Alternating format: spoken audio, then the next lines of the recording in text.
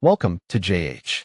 PawLife Dental Plus claims to be a simple, vet-approved miracle for your dog's oral health, promising to banish plaque and give your pup breath that doesn't smell like a dumpster fire. It sounds fantastic on paper, but when we actually looked for the vet-verified certifications they brag about, we found absolutely nothing. Apparently, in the world of marketing, vet-approved is just a fancy way of saying our copywriter had a dream about a lab coat. Then we have the esteemed Dr. Rachel Foster, whose face is plastered all over the site to build trust.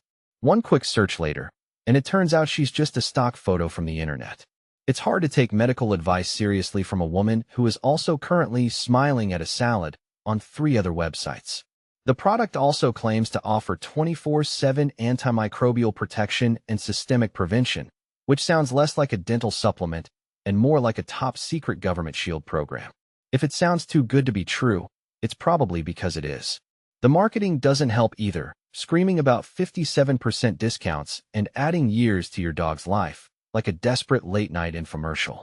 When we checked the reviews, it was more of the same, suspiciously perfect testimonials and photos stolen from across the web.